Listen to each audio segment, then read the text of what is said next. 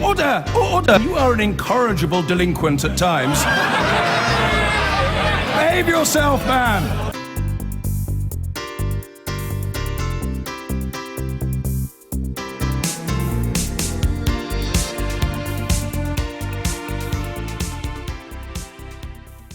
Now, do you like your Brexit hard or soft? It's the question on everyone's lips, I think. Well, it is in this studio, at any rate. In the absence of any concrete details about which tack the government will take when it comes to negotiating our exit from the EU and the nature of our relationship after that, two broadly competing visions are beginning to emerge. A new campaign group, Leave Means Leave, very imaginative, are calling for a hard Brexit, including leaving the single market and ending free movement of people. The group includes a number of leading Conservative Eurosceptics, such as former Justice Minister Dominic Raab and former Environment Secretary Owen Paterson. Leave Means Leave say that remaining in the single market will pull our political and economic focus towards the world's least successful economic zone. On the other side, Open Britain, the successor to the Stronger In campaign, are calling for the UK to remain a member of the single market. They also want to mend, not end, free movement, with an EU-wide debate on how the system works. Speaking for Open Britain, Tory MP Anna Soubry said leaving the EU without a trade deal was the biggest threat our economy faces. Debates around what Brexit might look like are taking place as the head of Germany's central bank, Jens Weidmann, warned that Britain's banks would lose their passport rights if the UK left the single market. These allow firms to operate across the EU without separate licences. Well, we're joined now by the Deputy Editor of The Telegraph, Alistair Heath. Welcome to the Daily Politics. Hello. The Bundesbank President has said the city will suffer if the UK leaves the single market. Is he right? Well, it all depends. I mean, let's not forget, for a start, that all these people are actors in a political struggle who are, about to enter negotiations. Everybody is trying to depict a particular set of threats to try and, modify the outcome. Now, I think it is very important for the city to have access, trading access to the single market. There's more than one way to achieve that. One way is through passporting, which is what he was referring to, which is basically a license to sell financial services to the rest of the EU. But there's another alternative, which is called equivalence, and there's maybe even a third way. So we don't even really know what the actual legal possibilities that currently exist are at the moment. Right. But he's right in one respect, which is, the city could lose out from all of this. And that's why the negotiators have to be very careful. They need to be careful to maintain trade access for financial services and automotive in particular. Right. So, as you say, in a sense, he's right. Well, I'm not going as far as that. I'm just saying there is, of course, a danger, and it's very, very important that Brexit, which I've always supported, be conducted in the right and sensible way. OK, but are the city's passporting rights, which you've just outlined, tied to the single market or not? Yes, in the sense that at the moment, if you want to have the current passporting mechanism, you need to be part of the EEA. So you can be like Norway. You don't have to be part of the EU, but you have to remain part of the single market. That's under the current system. On the other hand, they're also moving towards a system where third-party countries could have a form of passporting in the next couple of years. So that may avoid the need to be part of the single market. And this is why these things are so uncertain and why it's so important that the city puts its own perspective on this. We need to know much more from the banks and the institutions that represent them exactly what they think the options are that would allow them to have access. And I think we shouldn't listen too much to the people like the Bundesbank, who are obviously trying to put the most negative gloss on all of this. Yeah, I mean, that is true. And obviously he has a vested interest in wanting to see banks or some of their operations leave London and go to Frankfurt. But as you said, there needs to be a new negotiation. As it stands at the moment,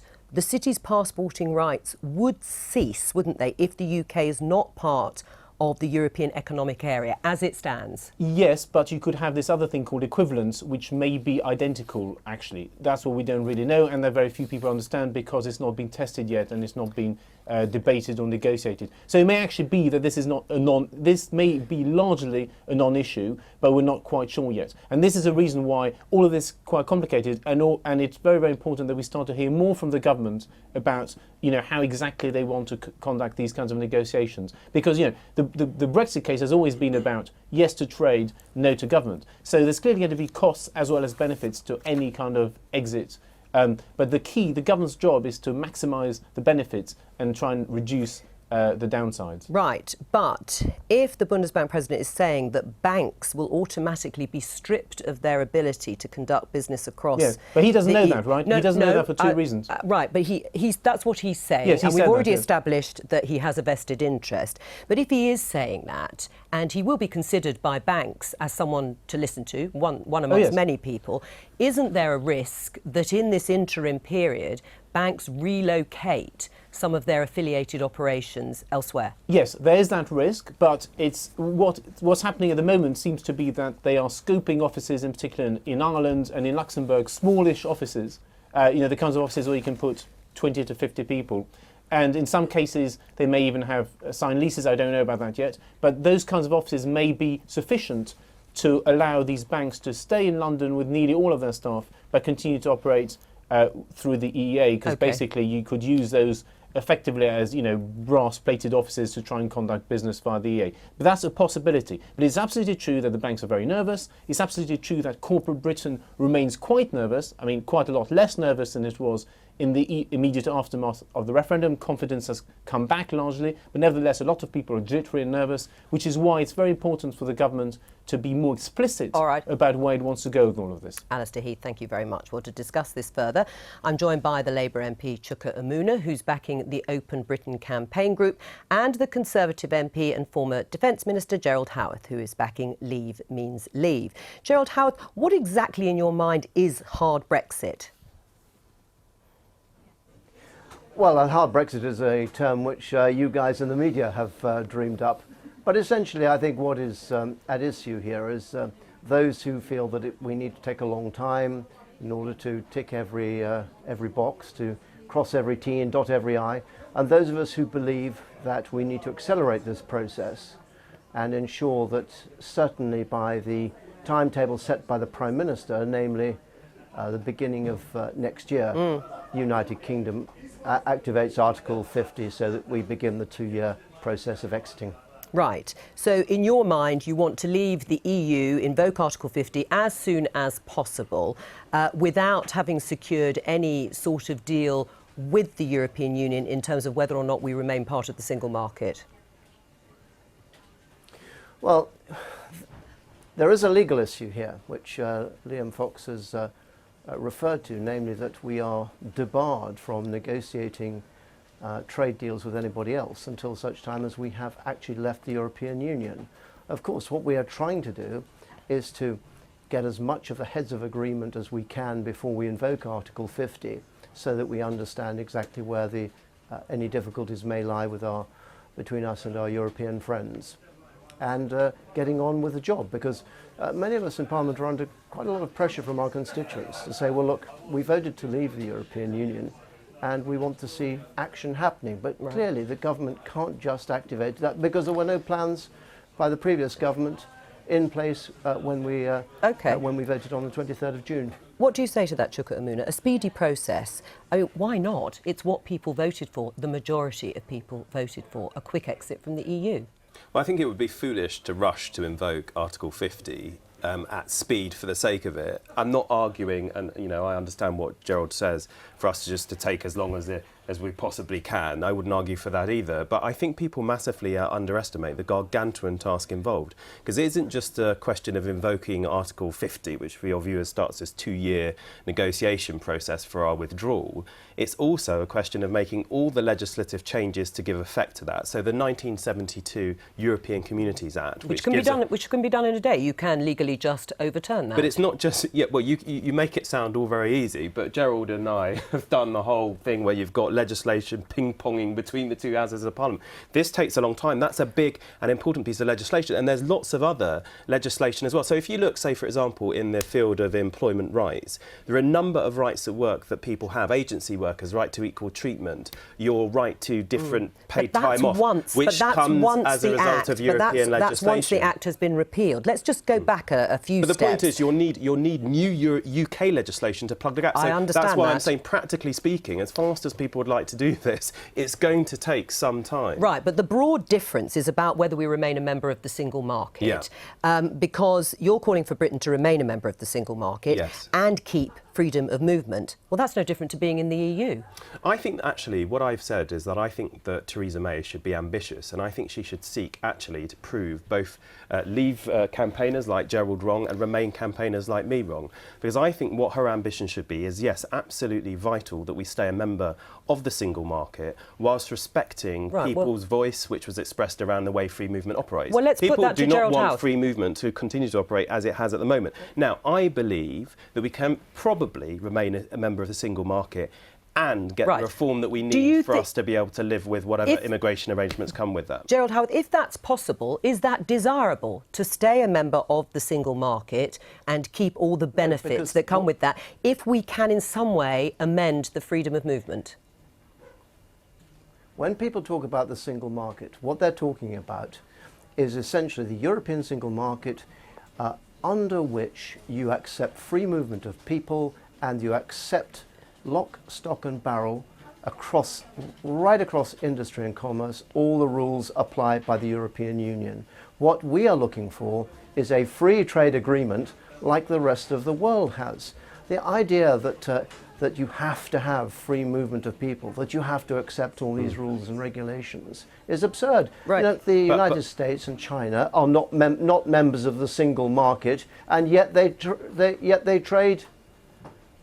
And yet, with the EU. But look, hang on. hang Can I just pick up on the points that Gerald made? All right, yeah, go on then. Because look, on what I am saying, Gerald, is I actually think let the Prime Minister aim to maintain access to the single market and not have the free movement in the form that we have at the moment. Because God knows, she can argue to the Germans, they've got their general election next year, the French, they've got theirs next year, and Renzi's got his in Italy the year after. Look, you have this same debate around the way free movement operates, whether it's fair to people, whether it helps in terms of the labour market or not. They're going to have that same debate as well. So I actually think she's got a big moment here where she can do something that no other European leaders achieved. And by the way, it isn't just a question of tariff-free trade here, because what you get through your membership of the single market is also the benefit of minimum standards, environmental protections, rights to work, consumer protections, and at least being a member of the single market, Gerald. Right. Well, we actually have the ability to impact on those rules. Canada, all right. Well, let Gerald House argue. Yes, go on. But you're quite right. Of course, we have a block of EU legislation, huge amount of EU legislation, which you and I know, Chuka, is passed more or less tick box by Parliament because it's all been decided in Brussels and the European Parliament. So we have to accept it lock, stock and barrel. When we leave, all we need to do is to accept every bit of EU legislation that is already on the statute book. Legislation applying to employee rights, legislation applying to the environment. We accept all that. And then if a future government decides in the United Kingdom that we want to unpick some of this, we want to change it to meet our own circumstances in the United Kingdom, then we can do that over a period of time through our own sovereign parliament, which, if the people do not like it, they can remove it and change the government of this country, which at the moment you can't do. But Gerald House, what do you say? We just had the discussion with Alistair Heath, and you've heard the comments from the Bundesbank president that London banks will automatically lose their right to passport across the EU if Britain leaves the single market. Do you not think that is a negative consequences? That is a matter for negotiation, and as I understand it, many of the banks already have brass plates in other European countries. But I think the international financial community will vote very firmly that Britain is a great place in which to be based, and that they will want the government of Germany, to which the Bundesbank is answerable, they will want that government to ensure that this is accommodated. But this is going to be up for negotiation. But why should they? Why should they accommodate it? Because I think there'll be an enormous amount of pressure on them so to do, because otherwise we get into the business of retaliation. Germany, as you know, exports hundreds of thousands of cars to the United Kingdom. We also export, for example, Minis from BMW Minis from the United Kingdom to the continent. We don't want to get into a trade war. Right. And the reason we don't want to get into a trade war, and they don't want to get into a trade war, is because they export £70 billion more to us than we export to them. They would just be simply cutting off their own noses to spite their face.